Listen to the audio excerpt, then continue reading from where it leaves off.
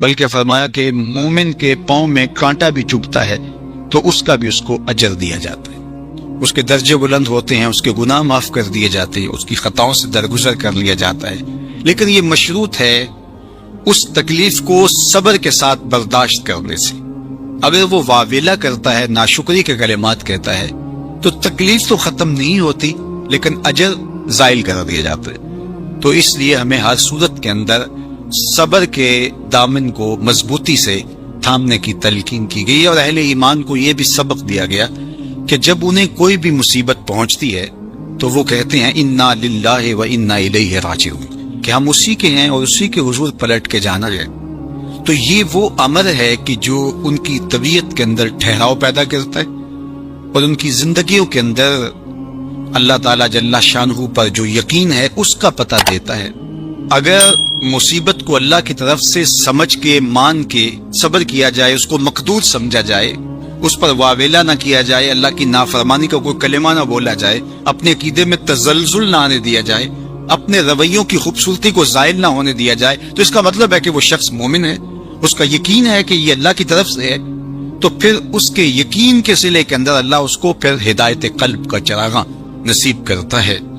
اور فرمایا واللہ بکل شیء علیم، اور اللہ ہر شے کو جاننے والے، اسے پتہ ہے کہ کسی پر مصیبت نازل کیوں کرنی ہے، اور اس مصیبت سے اس کا امتحان لینا مقصود ہے، اس کے درجوں کو بلند کرنا مقصود ہے، اس کے گناہوں کو معاف کرنا مقصود ہے، اس کو کسی آزمائش میں ڈال کر کے اس کو مزید کندن بنانا مقصود ہے، یا اس کا کیا مقصود ہے، اس کو سزا دینا مقصود ہے، یہ اسے پتہ ہے۔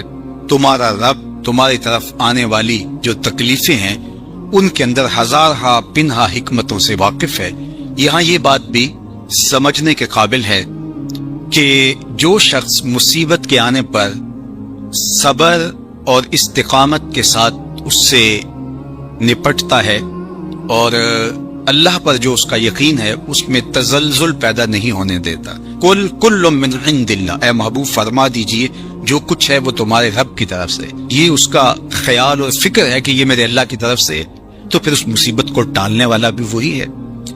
تو اگر یہ اس کا عقیدہ پختہ تھا تو پھر وہ مالک کی دہلیز چھوڑ کے، مالک کی چوکھٹ چھوڑ کے کسی اور دہلیز پہ نہیں جائے گا، کسی اور چوکھٹ پہ نہیں جائے گا، وہ اس مصیبت کو دور کرنے والا مؤثر حقیقی اللہ کو ہی جانتا ہوگا اور اسی کے حضور دعائیں کرے گا، التجائیں کرے گا، کسی شرک کا ارتکاب نہیں کر سکتا ہے، اور وہ مالک کی دہلیز سے کبھی روح گردانی نہیں کر سکتا، بلکہ اس تکلیف کے آنے سے وہ اپنے رب کے ساتھ اور زیادہ جڑ جائے گا، اور اگر وہ صبر کرے تو یہ اس کا ایک مرتبہ ہے کہ وہ حوصلے کے ساتھ اس تکلیف کو برداشت کرے، اور دوسرا مرتبہ جو اس سے بڑھ کر ہے کہ اس پہ اللہ کی رضا کے سانچے میں اپنے آپ کو ڈھال لے کہ جے سونا میرے دکھ وچ راضی، میں سکھ نو چلے ڈاواں۔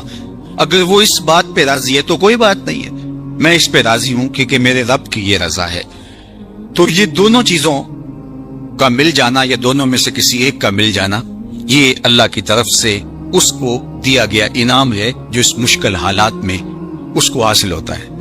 اب وہ کس کیفیت میں ہے اللہ تعالیٰ اس کو خوب جانتا ہے کہ وہ اس پہ صبر کر رہا ہے یا اس کا اندر ڈول رہا ہے، اس کا عقیدہ کمزور تھا اور وہ کمزوری کے باعث جو ہے وہ تزلزل کا، تذبذب کا شکار ہو گیا، تو یہ تمہارا رب خوب جانتا ہے۔ تو تمہارے سینے کے اندر چھپی ہوئی کیفیت تمہارے رب کے علم میں ہے۔ حضور علیہ الصلوۃ والسلام نے فرمایا کہ مومن کا معاملہ بھی بڑا عجیب ہے کہ اسے اگر تکلیف ہوتی ہے تو اس پر وہ صبر کرتا ہے، یا اسے خوشی ملتی ہے تو اس پر وہ شکر کرتا ہے، تو دونوں صورتوں میں اللہ اس کو اجر عطا کرتا ہے، اور یہ صرف شان مومن کی ہی ہے کہ وہ مصیبت پر صبر کرے۔ ارشاد فرمایا الا انبئکم، کیا میں تمہیں خبر نہ دوں باکبر الکبائر، جو بڑے بڑے گناہ ہیں ان کی، وہ ہمہ تن گوش ہو گئے کہ جی حضور ارشاد کیجئے۔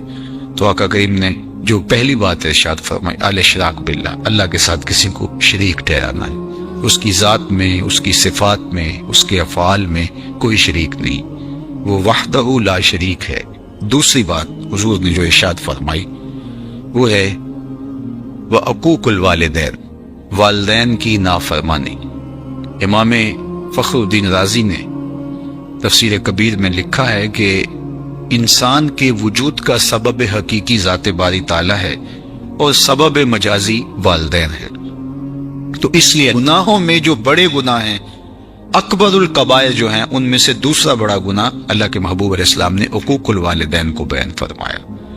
تو والدین کے ساتھ حسن سلوک کرنے کی ہمیں تلقین کی گئی، اور یہ شریعت اسلامیہ کا ہم سے تقاضا ہے۔ اور ویسے بھی اولاد اگر طبعاً فطرتاً شکر گزار ہو تو وہ ہو ہی نہیں سکتا کہ وہ اپنے والدین کی نافرمانی کرے۔ اللہ کے محبوب علیہ السلام نے ایک موقع پہ ارشاد فرمایا کہ ملعون من سب اباہ، ملعون من سب اباہ، وہ شخص لعنتی ہے جو اپنے ماں باپ کو گالی دیتا ہے۔ تو کتنی سخت مذمت کی گئی اس شخص کی جو والدین کی نافرمانی کرتا ہے۔ ایک موقع پہ حضور علیہ السلام نے فرمایا راغم انفن ثم راغم انفن ثم راغم انفن، 3 مرتبہ فرمایا۔ اس شخص کی ناک خاک آلود ہو، پھر اس کی ناک خاک آلود ہو، پھر تیسری مرتبہ فرمایا اس شخص کی ناک خاک آلود ہو۔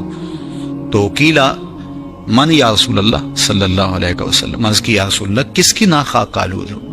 تو آقا کریم علیہ السلام نے فرمایا من ادرک ابویہ عند الکبر احدہما او کلیہما فلم يدخل الجنہ، جس نے والدین کو، ایک کو یا دونوں کو، بڑھاپے میں پایا اور جنت میں داخل نہ ہو سکا، اس شخص کی ناک خاک آلود۔ اور یہ تیسری بات ارشاد فرمانے سے قبل حضور نے تکیہ چھوڑ دیا تھا۔ حضور ٹیک لگائے تشریف فرما تھے، لیکن جب حضور یہ بات ارشاد فرمانے لگے فجلس وکان متکئا، تو حضور بیٹھ گئے اور حضور نے تکیہ چھوڑ دیا، اور حضور نے فرمایا الا وقول الزور، سن لو، تیسری چیز جھوٹی بات کرنا ہے، جھوٹ بولنا ہے۔ تو یہ ہے اللہ کے محبوب علیہ الصلوۃ والسلام کا سخت تاکید کرنا جھوٹ سے اپنی امت کو بچانے کے لیے۔ اچھا، یہاں ایک بات روک کے یہ سمجھ لیں کہ جھوٹ بہت بری چیز ہے، لیکن شرک اس سے بڑا گناہ ہے۔ تو اس کی تاکید اتنی زیادہ کیوں کی؟ حضور نے ٹیک چھوڑ دی اور آقا کریم علیہ السلام بار بار ارشاد فرماتے رہے۔ تو اس کی وجہ یہ ہے کہ شرک کو بڑا گناہ سارے سمجھتے ہیں۔ اسی طرح ماں باپ کی نافرمانی ہر شخص سمجھتا ہے کہ یہ بہت بڑا گناہ ہے، اور اگر کوئی شخص ماں باپ کا بے ادب ہو، گستاخ ہو، تو لوگوں کی نظروں میں بھی وہ گر جاتا ہے کہ یہ برا شخص ہے کہ ماں باپ کے ساتھ بدسلوکی کر رہا ہے۔ تو یہ دو گناہ ایسے ہیں کہ جو لوگوں کو اچھی طرح معلوم ہے، لیکن عمومی طور پہ جھوٹ بعض معاشروں کے اندر یوں رچ بس جاتا ہے کہ اس کو عیب نہیں سمجھا جاتا۔ اس لیے حضور نے اس پر خاص تاکید کی اور ٹیک چھوڑ کے آگے بڑھے، اور پھر بار بار ارشاد فرماتے رہے کہ اس کو چھوٹا نہ سمجھنا۔ جس طرح اکبر الکبائر میں شرک ہے، اکبر الکبائر میں عقوق الوالدین ہے، اسی طرح یہ بھی اکبر الکبائر میں شامل ہے کہ کوئی شخص جھوٹ بولے۔ تو جھوٹ بولنا یہ اللہ کی ناراضگی کا سبب اور ذریعہ ہے۔ تقریباً 200 قرآنی آیات جھوٹ کی مذمت اور جھوٹ سے بچنے کی تاکید اور ترغیب میں ہے، اور سینکڑوں احادیث جھوٹ کی مذمت میں اور جھوٹ سے دامن کو بچانے کی تلقین پر مشتمل ہے۔ تو اس لیے اللہ کی بارگاہ میں یہ دعا مانگیں کہ اللہ ہمیں جھوٹ کے مرض سے نجات دے اور ہمیں ہمیشہ سچ اور سچائی کی توفیق سے مالا مال کرے۔ آئیے حضور علیہ السلام کا ایک اور فرمان دیکھتے ہیں۔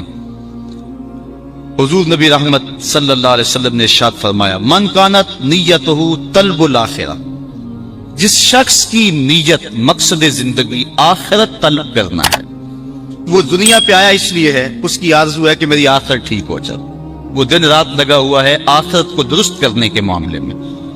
جس کا مقصد زندگی طلب آخرت ہے، جعل اللہ غناہ فی قلبہ وجمالہ شاملہ واتتہ الدنیا وہی راغمۃ، تو اللہ تعالیٰ اس کے دل میں غنا ڈال دیتا ہے، اس کی محتاجی دور کر دیتا ہے، اور دنیا ساری اس کے پاس جو ہے ایسے آتی ہے اس کے پاس جس طرح کی لونڈیاں آتی، लौंडी बन के, खादमा बन के, नौकर बन के दुनिया उसके कदमों तले आती।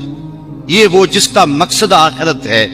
दुनिया की मिसाल साए की है ना, साए के पीछे भागो तो आगे भागता है, साए के आगे भागो तो पीछे भागता है। जिसकी तलब दुनिया नहीं है, जिसकी तलब आखिरत है, तो उसके मकसद और मुकद्दर की जो दुनिया है वो उसको मिलनी है, लेकिन उसको पीछे भागेगी, लोंडियों की तरह, खादमाओं की तरह उसके पीछे आएगी।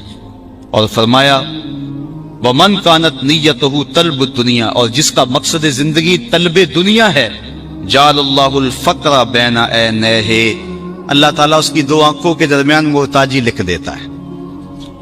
वशत्तत अलैहि अमरुहु, और उसके ऊपर मामले मुश्किल हो जाते हैं, मुतनव्वे और मुख्तलिफ हो जाते हैं। ये भी मुसीबत, ये भी करना है, वो भी करना है, हर वक्त फंसा हुआ है। वला याती है मिन्हा इल्ला मा कुतिबा लहू, इतना कुछ होने के बावजूद हुजूर फरमाया मिलता वही है जो उसके मुकद्दर में लिखा हुआ है।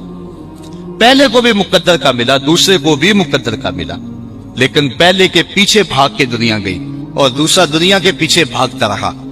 पहले के पीछे दुनिया जलील होके आई और दूसरा दुनिया के पीछे जलील होता रहा। अब अगर आखिरत के तालिब बन जाएंगे तो दुनिया पीछे पीछे होगी, अगर दुनिया के तालिब बन जाएंगे तो फिर दुनिया आगे आगे होगी। हजरत अबू हुरैरा रज़ियल्लाहु ताला अन्हु से ही एक रिवायत है, फरमाते हैं कि अमरनी रब्बी बितिस्इन, कि हुजूर फरमाते हैं कि मेरे रब ने मुझे 9 चीजों का हुक्म दिया। मेरे रब ने मुझे 9 चीजों का हुक्म दिया। खशियतिल्लाह फी सिर्र वल इलानिया, कि मैं एलानिया भी और मख्फी भी अल्लाह से डरूं। एक तो मुझे इसका हुक्म दिया, एलानिया तौर पे भी अल्लाह का खौफ हो और मख्फी तौर पे भी। दूसरी बात, वकलमतिल अदल फिल गज़ब वल रिदा, गुस्से में हूं या कि खुशी के माहौल में मैं अदल इंसाफ को हाथ से ना छोड़ो, कलमा अदल ही कहूं, मुझे ये भी हुक्म है रब ने। तीसरा हुक्म, वल कसद फिल फक्र वल गिना, दौलतमंदी और मोहताजी, गुर्बत, दोनों अदवार के अंदर मुझे मियाना रवि से चलने का हुक्म दिया है। चौथी चीज, वो अन आसिला मन काताअन, जो मेरे से कता ताल्लुक करे मैं उससे ताल्लुक जोड़ूं, ये मुझे हुक्म दिया गया। पांचवा हुक्म ये दिया गया, वो ओतिया मन हारामानी, जो मुझे महरूम करे मैं उसकी झोलियां भर दूं।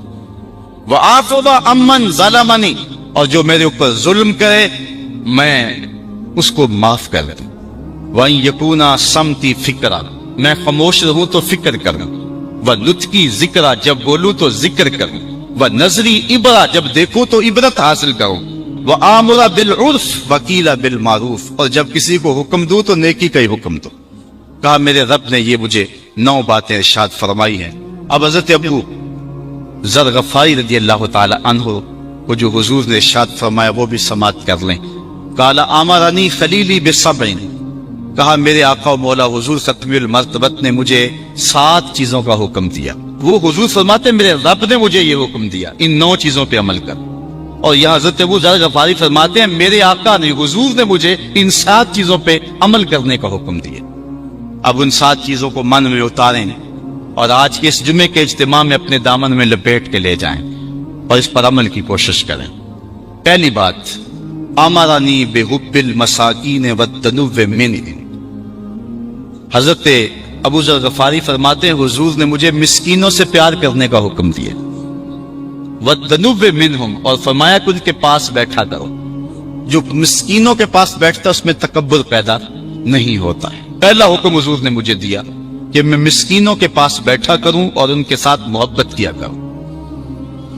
और दूसरा हुक्म हुजूर ने यह दिया, वह आमारानी अन अनजुरा इला मन हुवा दूनी वला अनजुरा इला मन हुवा फौकी, हुजूर ने मुझे ये हुक्म दिया है कि मैं अपने ऊपर ना देखूं, अपने नीचे देखूं।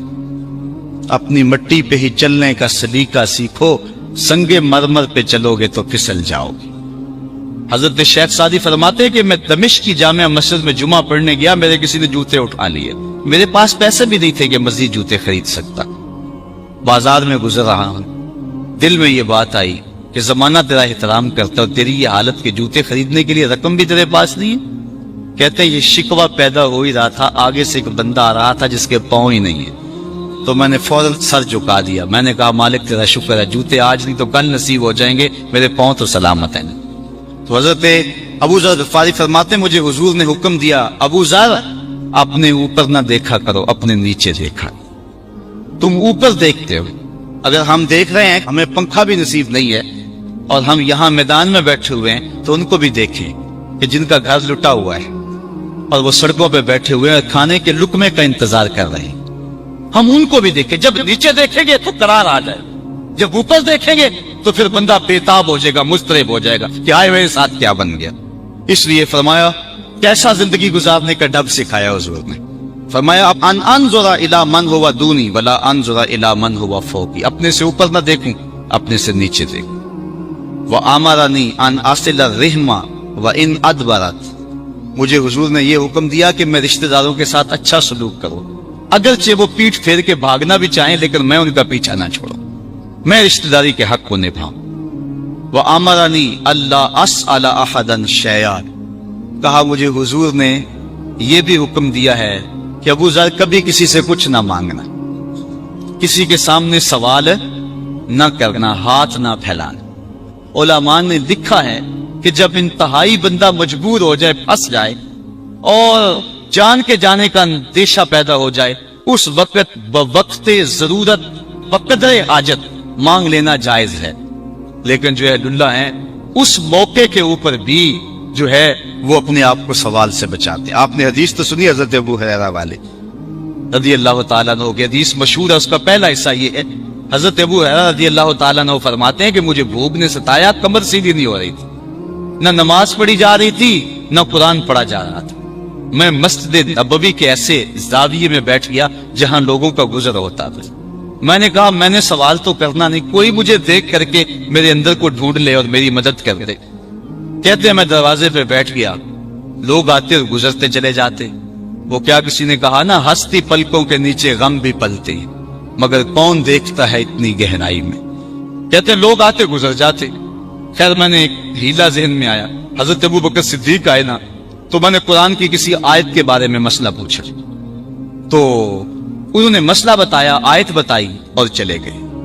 میرا خیال تھا کہ میں آیت پوچھوں گا، اس دوران وہ مجھے دیکھیں گے اور میری حالت سے آگاہ ہوں گے تو میری ضرورت کو پورا کریں گے، لیکن ان کی توجہ ادھر نہ گئی، جلدی میں تھے، انہوں نے بات بتائی اور چلے گئے۔ میں پھر پریشان، پھر حضرت عمر رضی اللہ تعالیٰ عنہ، میں نے ان سے بھی کوئی مسئلہ پوچھا، انہوں نے مسئلہ بتایا اور چلتے بنے۔ میں پھر پریشان ہوا اور پھر اداس بیٹھ گیا اور جان نکل رہی ہے بھوک سے۔ کہتے ہیں پھر دل و قلب و نگاہ کا مرشد اولین آ گیا، حضور تشریف لے آئے۔ میں نے حضور سے بھی کچھ پوچھا، جب میں نے حضور سے پوچھا تو حضور نے میری جانب غور سے دیکھا اور پھر مسکرا کے بولے ابو ہریرہ بھوک لگی ہوئی ہے؟ میں نے عرض کیا حضور بھوک لگی ہوئی ہے، تو چونکہ مسئلہ میرا یہی تھا، کہا پھر آ جاؤ میرے ساتھ۔ پھر وہ واقعہ آپ نے علماء سے سنا ہے کہ دودھ کا ایک پیالہ تھا،